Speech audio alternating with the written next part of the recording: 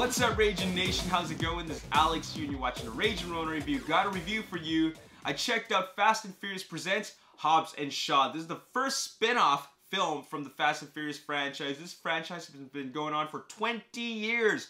20 years. And wow, I cannot believe that they have 9 films now. This isn't the 9th, I mean, the Fast and Furious 9 that's coming out this next year. This is Hobbs Shaw, the spin-off to the Fast and Furious franchise. And this is the first spin-off. Apparently there will be a female spin-off later on, but in any case, this is kind of a taste of what we can expect for the future. This centers on the Luke Hobbs character played by The Rock, Dwayne Johnson, and also Deckard Shaw played by Jason Statham. And if you have seen the last 4 Fast and Furious films, you know what to expect.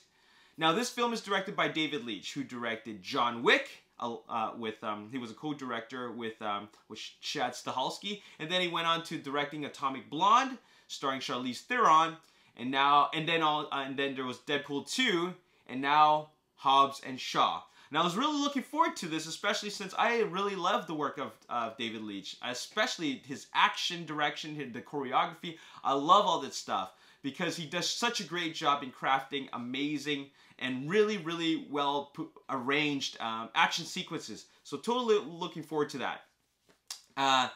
And he's doing that in a Fast and Furious franchise. Now, what can we expect? Big fights, gun battles, insane stunts, and of course, car chases. And we get all that. Something about this film, it doesn't quite work for me. In fact, I love the Fast and Furious franchise when it started with, beginning with Fast 5, because they turned it into an action franchise as opposed to a street racing franchise, alright? The street racing was cool in the first one and the third one, okay? A lot of people are not big fans of the third one, but I like the first and third one. But I felt that they became the most fun starting with Fast 5, okay? And I loved Furious 7. I love that direction that they decided to go with. It's like a sexy Mission Impossible, which takes the action up to really, really insane levels. Now, they do the same thing with this, but I want to go right into what didn't work for me. And the big thing was that 2 things. There's just too much comedy, and we got pacing problems, okay? And this all comes down to the title characters.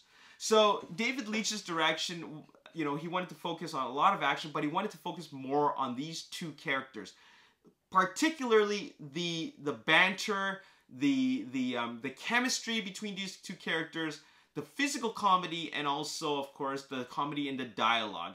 There is a lot of this in this movie. And I'm talking about a lot of comedy in the dialogue to the point where I feel that's where this film suffers. I mean, a lot of people might like the back and forth between these 2 films, but this is still, at the end of the day, a Fast and Furious film. I have a certain type of expectations with this film, okay? And then they kind of changed Deckard Shaw character to be more comedic. And Luke Hobbs' character is no longer a serious badass.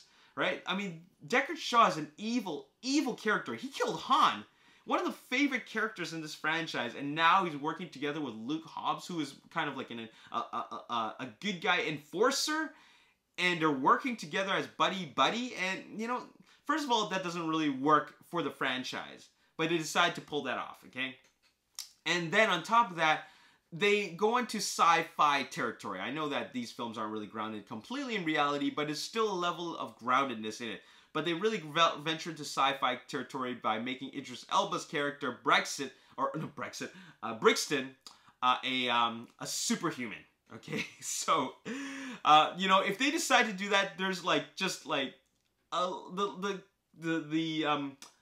the opportunities to do really outrageous stuff is completely endless at this point. I mean, going off to outer space is no longer out of the question at this point, since they decide to deal with superhumans, with super serums, or super soldiers, whatever you want to call it. But they really took it out there. Fine. They decided to take it to that realm. Okay, fine, whatever. The stunts were cool, but I started to really feel tired out from all the fighting. And I don't know, it's because maybe the action was getting a little bit too redundant or mind-numbing, but I actually liked the action in the previous films. And I think one of the reasons why I was more attached to the action in the previous films was because I'm more attached to the characters, especially the main characters like Toretto and Letty, and you know, these beloved characters that we followed for so many years. But then you bring in these two clowns. Like, really, they are two clowns. I like Jason Statham. I love The Rock, okay? You know, I love watching his films. But in these films, there are clowns. And they just have this back and forth banter. And it just feels like this film is very, very different from the previous ones. They're the same in the sense that the action's really, really over the top. But the style of the film is just very, very different, and I don't think that really works for me. I had certain expectations. Maybe it's because I had certain expectations, but they really take the comedy a little bit too far. I mean, people like to laugh, people like to, you know, people enjoy comedy, but it's not in these characters' character to be like that, all right?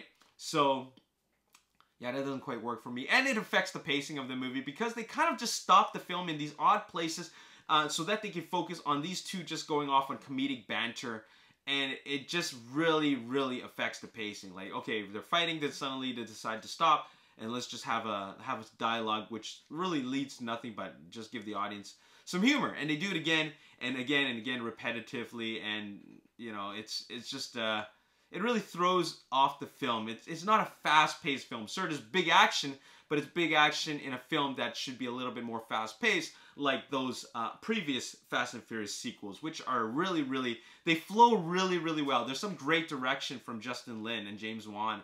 So, yeah, there we go. Anyways, I'm going to give it, let's see, I'm going to give it a 6.5 out of 10. One of the lower scores for the recent Fast and Furious sequels in the last 5 years. Yeah. Is it 5 years? Maybe 6 or 7. Anyways, whatever. Yeah, there you have it. 6.5 out of 10. Hey, go in with low expectations. Go in looking for mindless action, and that's what you'll get. As always, if you enjoyed this review, you want to see more, make sure you hit the like button, subscribe to the YouTube channel, like me on Facebook, The Ragin Nation, also follow me on Twitter, Ragin Nation. My name's Alex. Thanks for watching. See you next time. Peace.